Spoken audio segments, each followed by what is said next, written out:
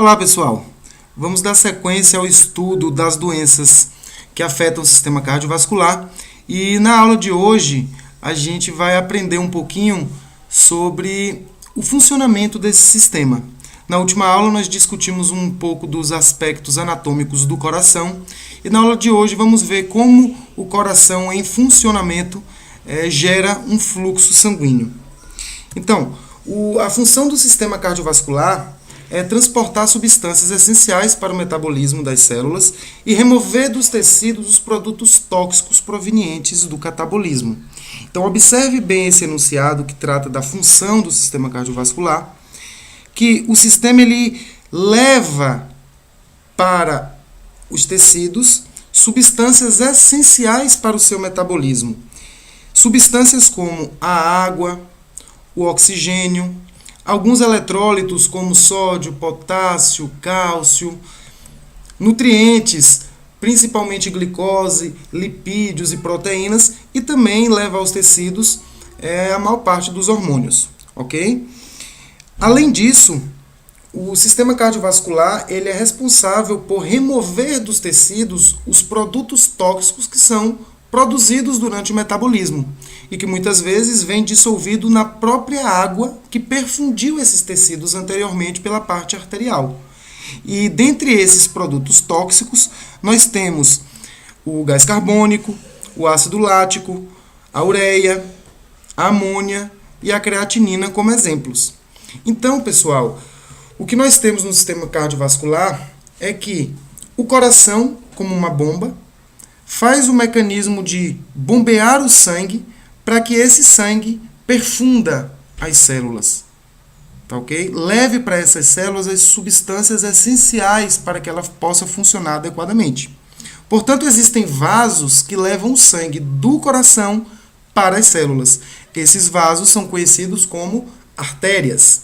Entretanto, as células, ao utilizar os produtos transportados pelas artérias, elas produzem outros que, se permanecerem nos tecidos, podem provocar algum tipo de dano. Então, existem vasos sanguíneos que levam o sangue das células de volta ao coração. Tá? Esses vasos sanguíneos são conhecidos como veias. Portanto, artérias e veias são os dois tipos de vasos sanguíneos que nós temos. Tá? Na imagem a seguir, nós podemos observar as diferenças que existem entre o sistema cardiovascular. Então, de um lado nós temos a parte arterial do sistema e do outro lado nós temos a parte venosa. A parte arterial, portanto, é composta de uma artéria que, quando se bifurca e penetra nos tecidos, fica menos calibrosa e passa a ser chamada de arteríola. As arteríolas, por sua vez, se dividem em várias outras pequenas artérias que constituem a parte arterial dos capilares. Percebam na imagem que, assim que termina a parte arterial dos capilares, surgem vasos sanguíneos com uma quantidade de produtos tóxicos. Essa seria a parte venosa dos capilares, que se juntam, se fundem para formar várias e várias vênulas. E as vênulas, portanto, fazem anastomose com as veias, ok? E o sangue, portanto, retorna ao coração. Então, a gente tem aí no sistema cardiovascular uma separação de vasos sanguíneos. Um lado é responsável por irrigar os tecidos, levando para ele as substâncias essenciais para o metabolismo, e é nessa região onde os tecidos conseguem extrair dos vasos sanguíneos as substâncias que eles precisam para trabalhar, para funcionar. Tá? Então, é o local aí de captação.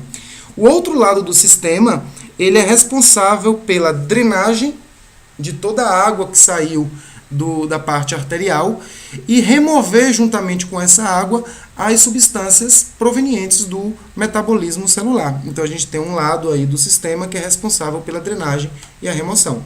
Então, para ficar bem claro na cabeça de vocês, nós temos um lado do sistema, que é o sistema arterial, e nós temos o outro lado, que é o sistema venoso. As artérias levam sangue do coração para as células e as veias levam o sangue das células de volta para o coração, para que o fluxo sanguíneo seja mantido. O sistema cardiovascular, portanto, ele é composto de duas circulações. Isso ocorre, pessoal, pelo fato do coração possuir dois lados e ser dividido em 4 câmaras. Isso permite que o sistema seja composto de duas circulações. Uma dessas circulações é responsável pela oxigenação do sangue e pela remoção do gás carbônico. Essa é a circulação pulmonar, também conhecida como pequena circulação. Já a circulação sistêmica, ela distribui o sangue oxigenado por todo o corpo e remove os produtos do metabolismo. Essa é conhecida como a grande circulação, ok? Bem, quem faz o sangue fluir por essas duas circulações é o coração. O coração, ao bombear um volume de sangue para as artérias, ele acaba gerando uma pressão dentro do sistema circulatório. É esse volume lançado nas artérias sob pressão que faz com que surja o fluxo de sangue pelo sistema cardiovascular. Esse fluxo, portanto, é chamado de fluxo sanguíneo e ele possui uma característica bem interessante. Ele se mantém em uma única direção. Portanto, o fluxo sanguíneo ele é unidirecional. Sabendo que o fluxo sanguíneo ele é unidirecional, a gente tem uma ideia de que pelas artérias o sangue sai do coração e pelas veias ele retorna ao coração, certo? Mantendo sempre essa direção. O ponto de chegada do sangue ao coração sempre será nos átrios. E o ponto de saída do sangue do coração sempre serão os ventrículos, ok? Então a gente pode observar na imagem um esquema ilustrativo, meramente didático, do coração ligado aos vasos sanguíneos, tanto a parte arterial como a parte venosa. Temos aí as 4 câmaras, o átrio direito, o átrio esquerdo, o ventrículo direito e o ventrículo esquerdo. Se a gente tomar como ponto de partida o ventrículo esquerdo, vamos perceber como é a direção desse fluxo pelo sistema cardiovascular. O sangue, portanto, saindo do ventrículo esquerdo, é um sangue oxigenado, rico em oxigênio e vários nutrientes que são levados para as células e os tecidos. As células, portanto, utilizam essas substâncias e produzem outras que devem ser removidas ou drenadas pelo sistema venoso. O sangue venoso, portanto, retorna ao coração pelo átrio direito e do átrio direito passa para o ventrículo direito através da válvula tricúspide. E então o ventrículo direito bombeia este sangue, que agora é rico em gás carbônico, para os pulmões, para que este órgão possa proceder à troca gasosa, trazendo novamente para o sistema mais oxigênio e removendo do sistema o gás carbônico. Portanto, o sangue agora oxigenado volta ao coração pelo átrio esquerdo e passa para o ventrículo esquerdo através da válvula bicúspide, iniciando-se assim um novo ciclo.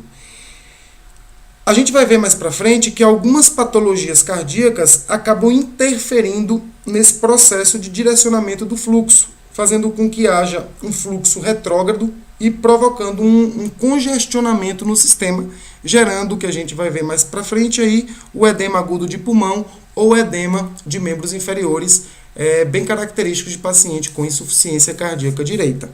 Tá? Bem, como a gente viu, o coração, ao bombear um volume de sangue pelo sistema circulatório, ele gera uma pressão. E isso faz com que surja o fluxo. Então, o fluxo de sangue pelo sistema, ele sempre vai ocorrer de um meio de maior pressão para um meio de menor pressão. Portanto, se o ponto de saída do sangue do coração são os ventrículos, a pressão do sangue nesse momento é mais alta do que a pressão de quando o sangue chega aos átrios, ok? Então, observe na figura que para existir um fluxo de um ponto a outro do sistema, é necessário aí uma diferença de pressão entre esses dois pontos. no ponto de partida tem que ter uma pressão mais alta e no ponto de chegada desse fluxo tem que ter uma pressão mais baixa. Isso a gente pode observar quando nós aferimos a pressão de um paciente. Então, quando a gente afere lá e encontra 120 por 80, nós temos aí a primeira parte da composição pressórica sendo da pressão sistólica, ou seja, a pressão em que o sangue é bombeado para as artérias durante a contração ventricular, ou sístole. E 80 é a pressão diastólica, ou seja, é a pressão com que o sangue está chegando ao coração. A gente pode aplicar esse mesmo princípio na imagem que a gente viu anteriormente, onde o 120 seria a pressão mais alta, a pressão com que o sangue sai do ventrículo direito ou do ventrículo esquerdo, e a pressão diastólica, a pressão mais baixa, é a pressão de onde o sangue chega ao coração. Na próxima aula, a gente vai discutir exatamente os determinantes dessa pressão arterial e como esses determinantes influenciam todo o funcionamento do sistema cardiovascular. Então, até a próxima aula, pessoal.